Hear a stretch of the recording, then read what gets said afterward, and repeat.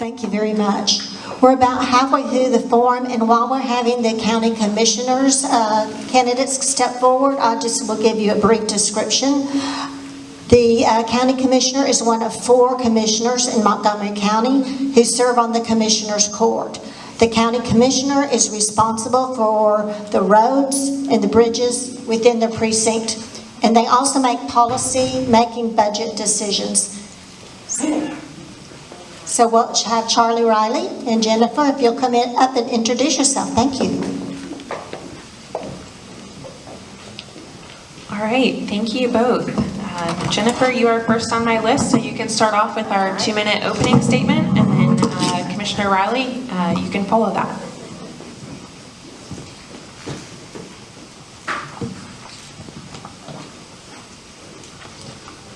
Good evening, everybody. My name is Jennifer Eckhart, and I'm going to tell you a little bit about myself and why I'm running for County Commissioner in Precinct 2. I'm a native Texan who has lived in Magnolia for the last 22 years, and my business experience is in finance and construction. The last year that I worked before taking time off with kids, I secured $37 million in revenue because I was known for being trusted to get the job done and get the job done right. I believe government is a service entity. It's about representing the will of the people. And I've seen too many problems in our area go unresolved. We have flooding issues that are worsening due to lack of maintenance, planning, and best practices. I've heard from distraught homeowners all over the precinct. I will not treat the county government as my family business. Employees will not have free reign at the local hardware store, and very few will have take-home county vehicles. Road projects and repairs are being done repeatedly. Fish Creek Thoroughfare is one of the examples. It still needs repairs today, and it was just built in 2018, repaired in 2020, repaired in 2021. Doing it right the first time is the better approach. I believe Montgomery County is a beautiful place to live, which is why we have thousands of new homes being built in Precinct 2. But we have future growth that is not being adequately planned for. Instead, we are paying back developers to build here by paying them back for their roads that they need, like the $79 million that we are paying, that we were contracted to pay the Audubon development. I believe in transparency, accountability, and good communication. No more hiding government business from the voters. They deserve to know how their every dollar is being spent and the decisions being made on their behalf. This isn't a personality contest. This is about the job of county commissioner. The future of the county is important to me. My husband and I are raising our 3 boys here, and we want our children to be able to stay and enjoy the area. So as your next county commissioner, I will work hard to solve these problems for your kids and mine. Please vote for Jennifer Eckhart. Thank you. And Commissioner Riley, and you're also able to have a 30-second rebuttal since you were mentioned indirectly there. Thank you. Well, I appreciate everybody for coming out, and I will speak a little bit about Fish Creek. The portion of Fish Creek that we were working on was opened up in 2008. The portion that we just got completed with in 2018 was part of our road bond, and it's absolutely nothing wrong with that portion of the road. So, again, you got to know what you're talking about so you know what you're doing with this job. I want everybody to sit back and think about 7 years ago when we took office. And I want you to go down and look at 1488 in front of the high school. That overpass was not there. It's there today. I want you to think about 1774 coming through Magnolia. It's a 4-lane road. It was a 2-lane road back then. It's 4 lanes going through Magnolia all the way to Waller County with an overpass over the railroad tracks at Magnolia West High School. Grand Pines Road was not there. That road connects Buterra Road all the way over to Muskie Road. 2978 was a 2-lane road. It's a 4-lane road today. Research Forest was a 2-lane road from 2978 over to Alden Bridge. It's a 4-lane road today. Fish Creek Thoroughfare had 1 bridge over Lake Creek. A 2-lane road past there. It's 2 bridges over Lake Creek and a 4-lane road up to 2854. There was 1 overpass at 2854. There's 2 today. McCaleb Road was a 2-lane road, 20 foot wide. It's a 5-lane road today. Keenan Cutoff. Every school bus that went to the new schools on Keenan Cutoff had to cross the railroad tracks. Today, they go over the railroad tracks at an overpass. 249 was not even on the ground 7 years ago. It goes all the way through Montgomery County, all the way to Grimes County, and by March of this year, it will be over to 105. Ladies and gentlemen, that is true leadership. That's true leadership of someone who wants to get the job done, true leadership of someone who knows how to get the job done, knows how to talk to people, knows how to work with other folks, knows how to work with TxDOT, and I want to continue doing that job, and I want to continue making Magnolia, Montgomery County, Precinct 2, and all of Montgomery County a better place to live. Thank you.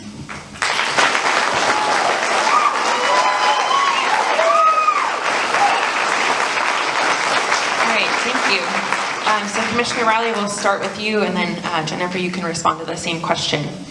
So we've obviously talked a lot about growth here tonight. So kind of keeping on that thought, what plans have been made or maybe need to be made to meet the infrastructure needs of a growing Precinct 2 in the next few years? Well, as I just spoke of, a lot of those projects that I just talked about were on our 2015 road bond. We passed a $280 million road bond back in 2015. Precinct 2 had $64 million of that road bond. We had 8 major projects on that road bond. They're all complete and they're on the ground today.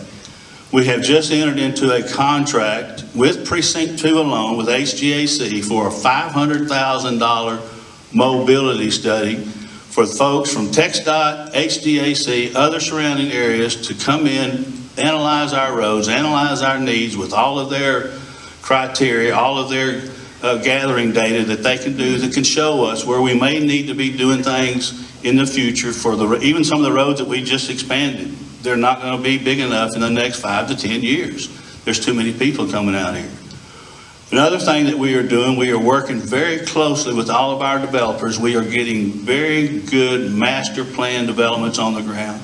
And we are offering some kind of incentive if it's good for them and it's good for us. It's got to be that way. You have to work with everybody to get something on the ground, and that's exactly what we're doing.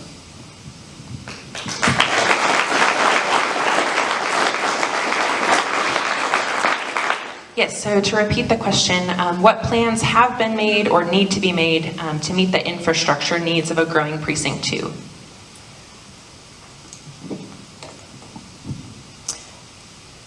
Yes, so I believe to improve our infrastructure and our mobility, we're going to need to address several components.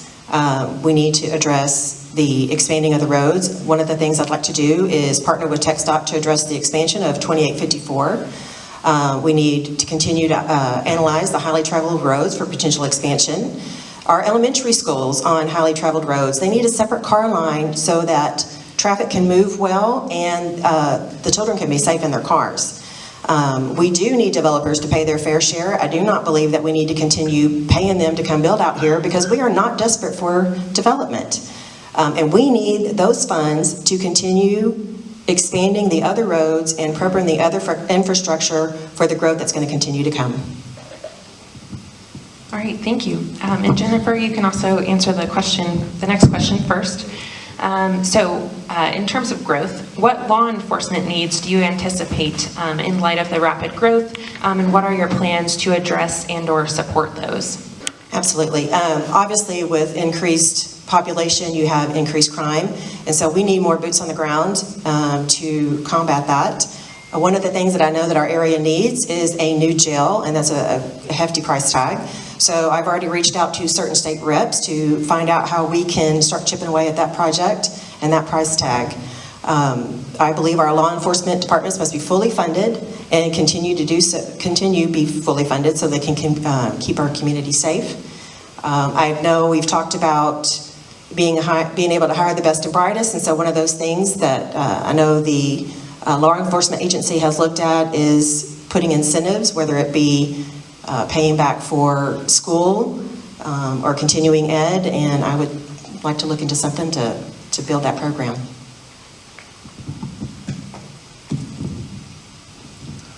Since I've been in office, the sheriff's office budget has gone from $135 million to $170 million. The first term I was in office, we approved and authorized 64 new positions. This last year, the first year of my second term, we've already approved 46 new positions. Over in Precinct 2 in Magnolia, we are under construction of a District 4 substation that has been needed over here for years that will keep our law enforcement in this area instead of driving from Magnolia all the way to Conroe to take someone that they have to detain. That building will open the middle of this next month. So between the budget that we've supported for the sheriff, the substation that we have underground, we will never defund law enforcement in Montgomery County. That will never happen. Thank you.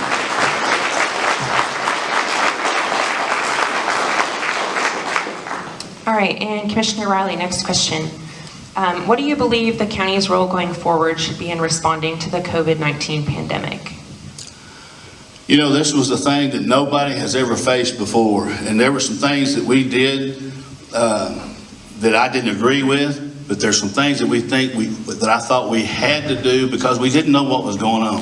When you heard some of the numbers that we heard of some of the people, the amount of people that were supposed to be sick, the amount of people that we could lose, the amount of people that were going to be in the hospital, the amount of people that were going to be in intensive care, there were some things that we did, and we did shut down for a while. But when you look back at the numbers, and those numbers were not there, we took all that back and we opened back up.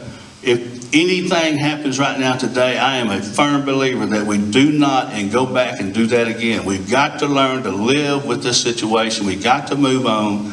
We cannot shut down again. And I won't support shutting down anything else to do with COVID. I'm just about to the point where I'm ready to say all the COVID stuff's done and let's move on.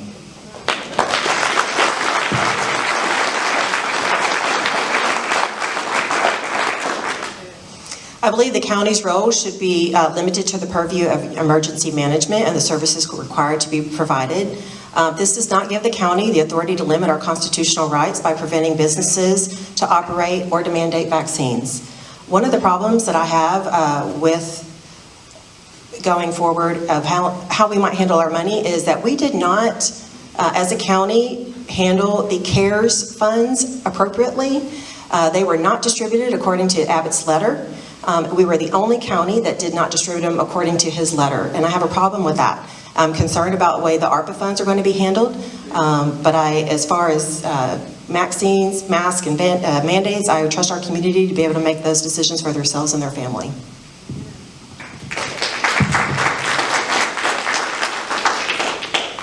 All right, thank you. And Jennifer, our next question. So we've talked about a lot here, but if elected, what would be your first action when you take office? A full auditing of our budgets and expenses and looking through everything to see where the waste is, where we can be doing better, and how to make that transparent to the community.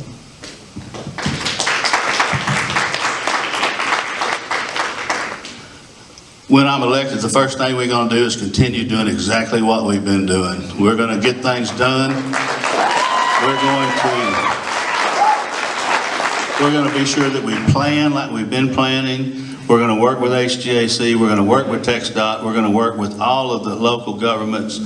We're going to continue improving not only Precinct 2, but all of Montgomery County. So on March the 2nd, you will see us back out there doing the same things we're doing right now, the same way, getting things done with the same leadership. And with some of these guys that are sitting right back there, they're the ones that makes it happen, and that's what we will do. All right, thank you.